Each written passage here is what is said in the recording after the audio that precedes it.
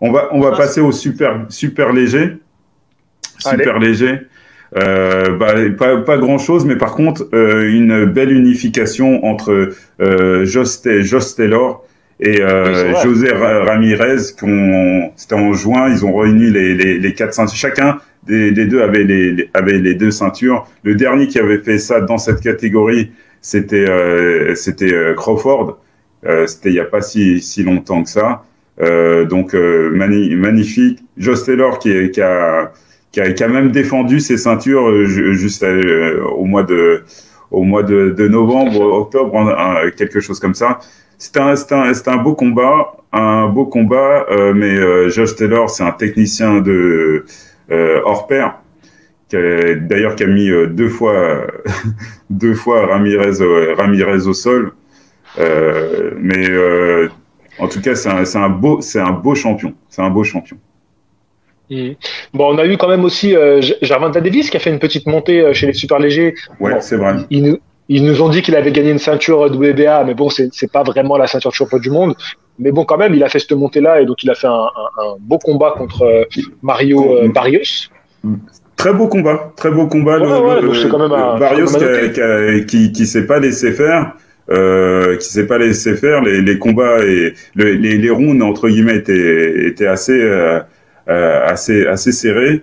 Je crois que c'est un coup au corps, hein, au coup au foie qui termine Je ce sais plus. combat-là. Ah, c'est au corps qu'il l'éteint, je sais plus. Je me Je souviens sais plus. plus, mais c'est toujours avec son hypercute, là, magique, là. Ouais, il a un hypercut. Bien sûr. Ce type-là a une explosivité incroyable. Incroyable. Attention, dans cette catégorie, il y a un prospect qui s'appelle Montana Love. Montana Love, très bon technicien, un petit peu, à l'américaine, on va dire. On va dire à l'américaine, à surveiller. Montana Love. Il y a eu José Zepeda, formidable Ouais, KO contre Josué Vargas aussi. KO de fou. Ouais. Ouais, une deux d'école. Et eux, les deux, c'est des gauchers. Hein. Une deux d'école, incroyable, incroyable. Mm. Je pense qu'on a fini pour cette catégorie. Ouais. On Juste, va passer. c'est un petit On va clin d'œil pas. c'est un petit clin d'œil à Hassan Hamzil, parce qu'il est de la team solide. Ah, il Euh, est dans la catégorie. ouais, Il super est chez léger. les super. Ah oui, d'accord. Deuxième combat Si, pro, il va faire le championnat de France. Voilà. d'accord. 5 combats C'est pro. Son prochain combat, c'est les championnats de France. championnat de France à son quatrième combat pro. Je pense que c'est le D'accord. dernier team, c'est le plus en retard. Est-ce qu'il n'a pas les mêmes Hmm. promoteurs, il n'a pas la même équipe derrière, peut-être, je sais pas. Mais il a le talent, il a le talent. Je vous l'expliquais. D'accord. En fait, on a une connaissance en commun. C'est Mehdi que je salue. Ah, Mehdi que je salue. Tu vois, c'est son prof. Euh, Hassan, c'est le prof de Mehdi, qui Ah, lui-même est d'accord. prof de Jiu-Jitsu. D'accord. Ah, Ouais. je savais pas. Si. On Donc passe voilà. chez les légers.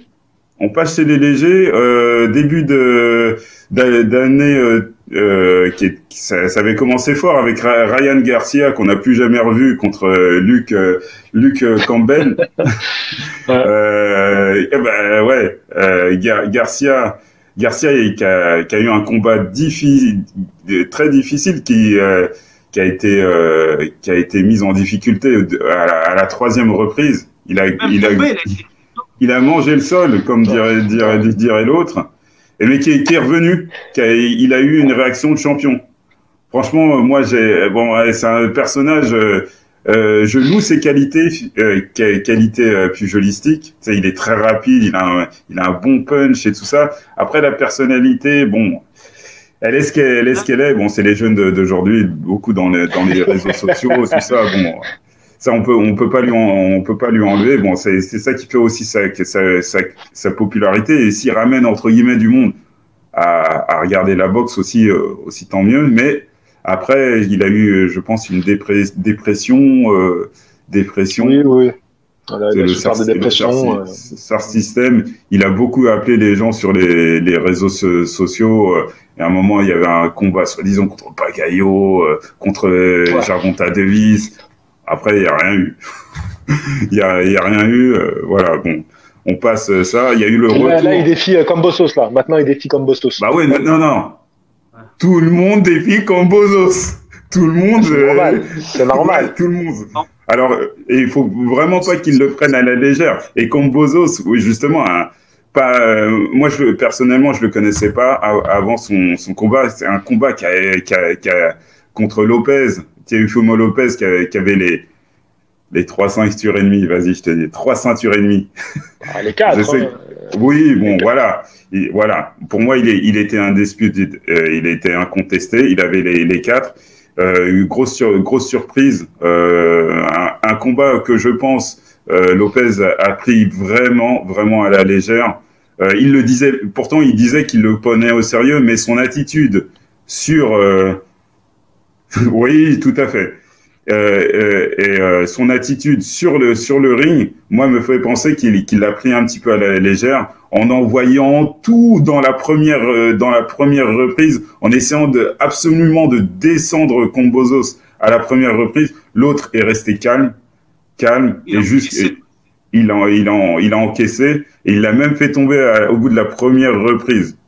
Et bon, ça allait au bout, et bon, il est arrivé, ce qu'il est arrivé, c'est-à-dire Kambosos a gagné, et franchement, il a pas démérité. Il y a rien à dire sur ce coup-là. Mais tu vois, absolument.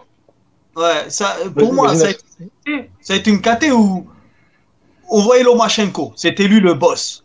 Qui a fait son retour contre Nakatani et contre Richard Comey. Haney, Ryan Garcia, il y en avait un autre, enfin bref. Donc, Lomachenko s'est fait détrôner. En 2020. Il a été mis de côté. Vitesse, on a oublié tout ce qu'il avait fait avant. Ensuite, c'était Lopez, le chef. Kambosos, il est arrivé, il a détrôné Lopez. Il n'y a que des surprises, tu vois. Et j'ai l'impression que c'est une KT où on efface vite les gens. Tu vois, c'est soit t'es au top, soit t'es le. C'est un truc de ouf. Et là, maintenant, on sait plus, on est perdu maintenant. Un peu, ouais. Un peu. C'était un peu comme chez les lourds. Fury, Joshua, Wilder et je sais plus avec qui encore. Là, c'est pareil. Là, là, le boss, entre guillemets, c'est Kambosos. Hein. Maintenant, oui, parce qu'il c'est lui qui a les ceintures. En tout cas, pour l'instant, c'est lui jusqu'à son prochain. Quoique, le boss, c'est Loma. Hein. Pour moi, le boss, c'est Lomachenko. Pour moi, c'est Loma. Mais sur le papier. La meilleure année, c'est Lomachenko. Pour moi, sur le papier. Parce que Kambosos, il bat un Teofimo Lopez qui l'a pris de haut et qui fait un combat très médiocre. Il faut le dire. Oui, et en plus, il se fait quand même envoyer au tapis, Kambosos, tu vois. Lomachenko, il fait une super année. Il prend Comey, il prend Nakatani, il arrête Nakatani.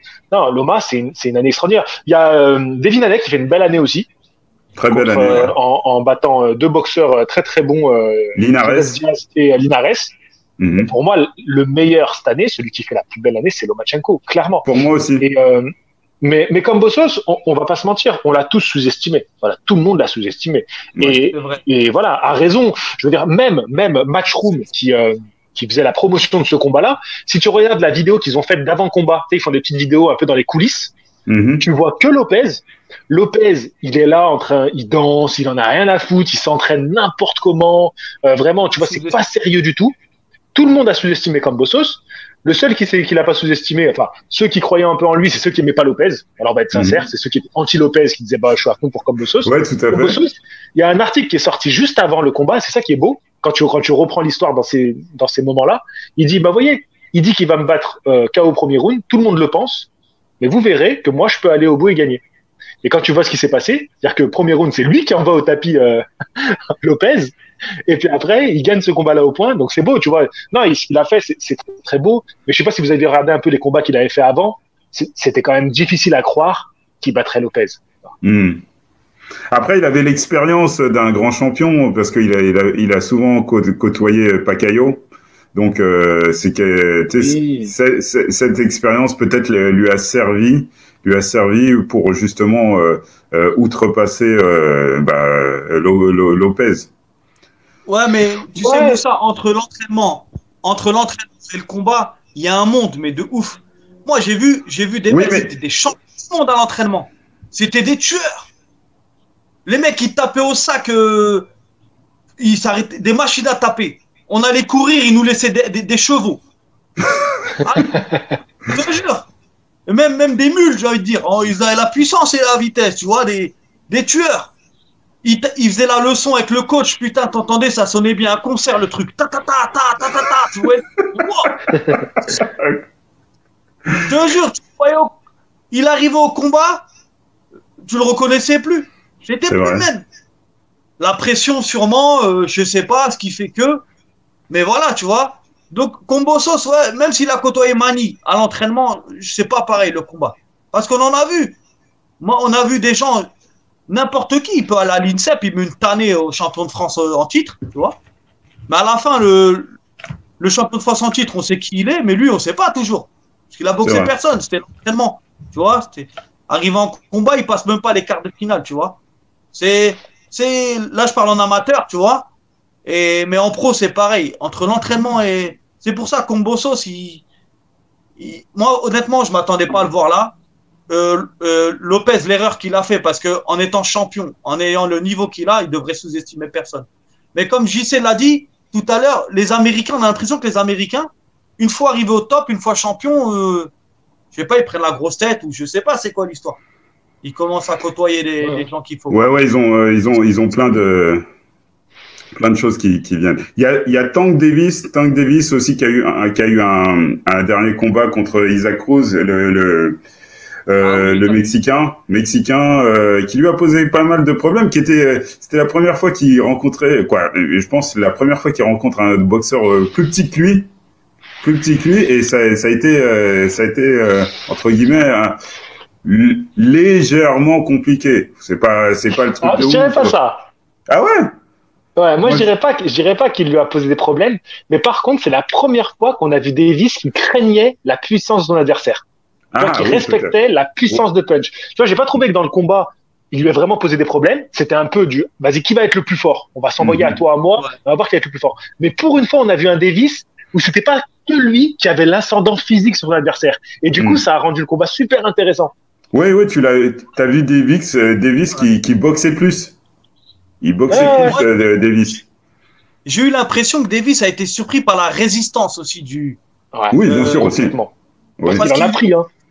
Ouais, il a envoyé ses meilleurs coups. Même son fameux uppercut qui a couché Gamboa, qui a couché tout le monde. Il a résisté, quoi. Bloqué, mais il remisait après. C'est pas juste bloqué, c'est rendait les coups. Et j'ai vu Davis, moi, je l'ai vu choqué là-dessus. C'est les Mexicains. Un mec aussi résistant que ça. Ouais, c'est l'école mexicaine. C'est respect. Bon, on espère justement que Davis, que Hani, que Lamachenko, je pense pas que Lopez, il a dit qu'il pouvait plus faire le poids, que Kambosos, je crois, ouais. Voilà, tout ça, il se rend compte. Ryan Garcia qui va venir.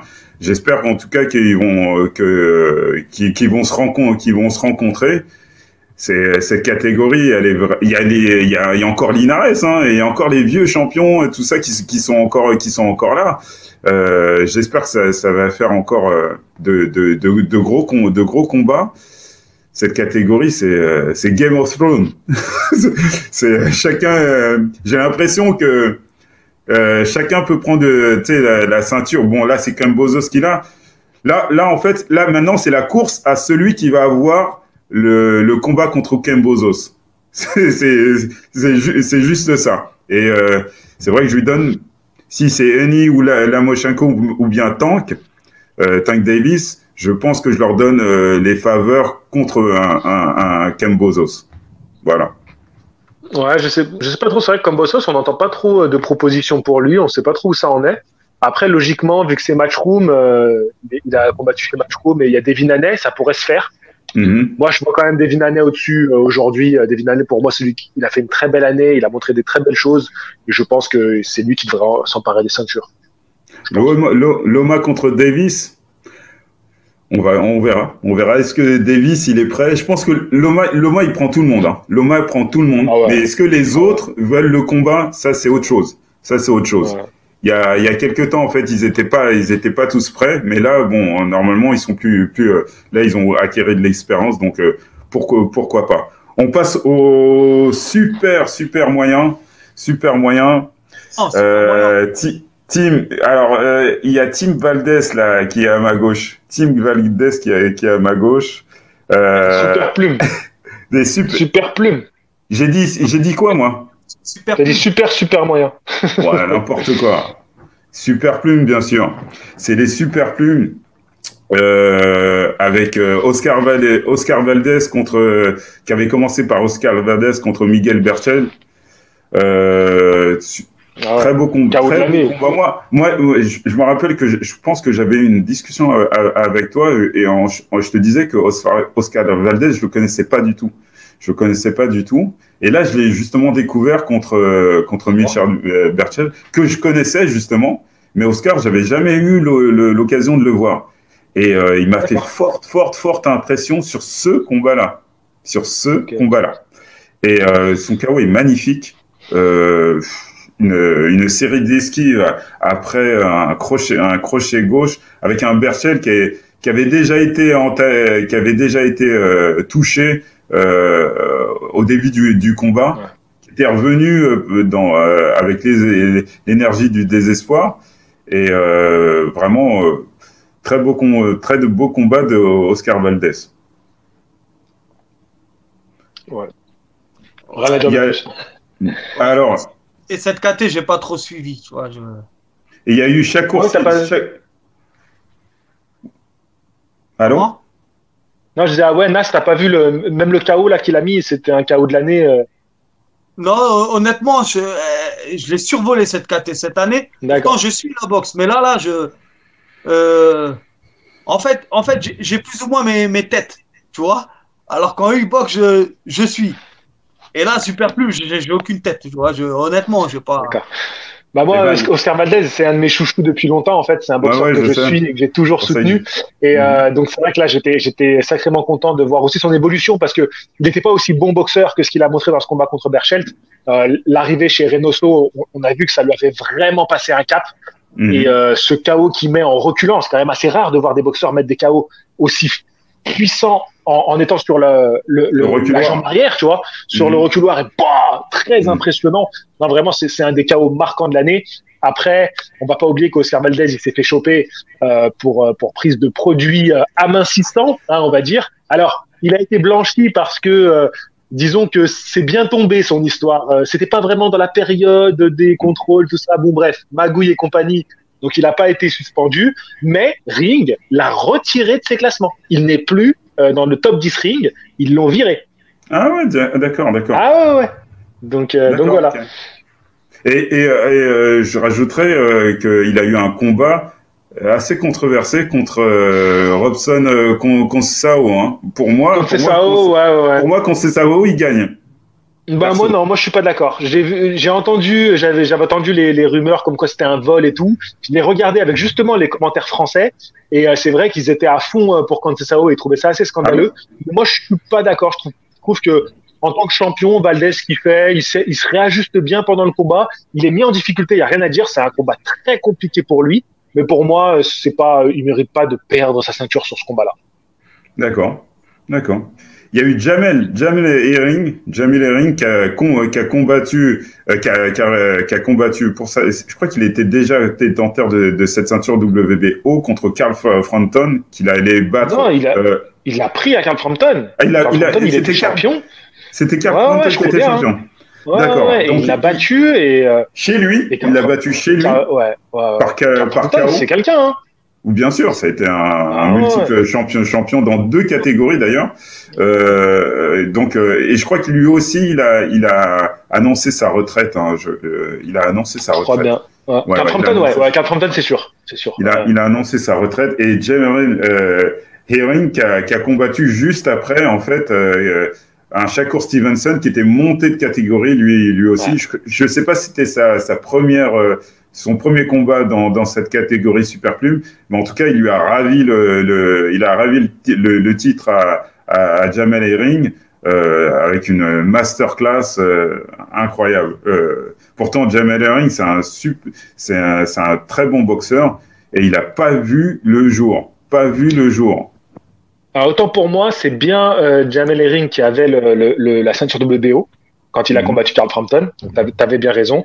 Et alors, est-ce que c'est le premier combat de Shakur chez les super plumes? Attends, je vais vérifier ça pour qu'on ne dise pas de bêtises.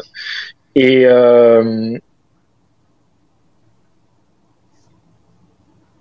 non, il avait fait quelques combats quand même avant. Ok, d'accord. Il avait fait quelques combats avant. Il a laissé son titre. Enfin, il avait pris le titre WBO en 2019. Et après, il est monté tout de suite. Il n'a pas défendu sa ceinture. Il est monté tout de suite en 2020. Il a fait quand même quelques combats avant d'affronter Jamel Herring. Donc, il a pris le temps quand même de. Ouais. Ok. On va passer directement, si vous avez rien d'autre à rajouter, bien sûr, sur les super. Il a été élu par Ring comme la performance, tu sais, de combat de l'année de Shakur. Comme quoi, c'était le combat. Ouais, je sais pas comment ils appellent cette catégorie, mais en gros, masterclass, tu vois, combat, performance. C'est Shakur Stevenson qui a été élu pour ce combat-là. Ça se comprend aisément. Ça se comprend, c'est vrai. Shakur Stevenson, j'espère qu'il va aller chez les légers. Il pourrait se greffer à toute cette meute là avec les Loma et tout ça. Je pense qu'il pourrait faire mouche. Hein, attention. Hein. Et je pense il va boxer Valdez là. Ça y est, c'est signé. Ah ouais, c'est signé. Ça y est, c'est signé. Là, ils vont se boxer tous les deux. Donc déjà, ça va être un gros combat, ça. Ah oui. Il y a une date ou pas? Ah, je sais pas, je l'ai pas là, mais attends. Non, il n'y a pas encore de date. D'accord. Encore de date. Ok. Mais il commence à faire la promo chez Top Rank et tout. Vas-y, on continue. D'accord. Ok, on passe aux plumes. Alors, là,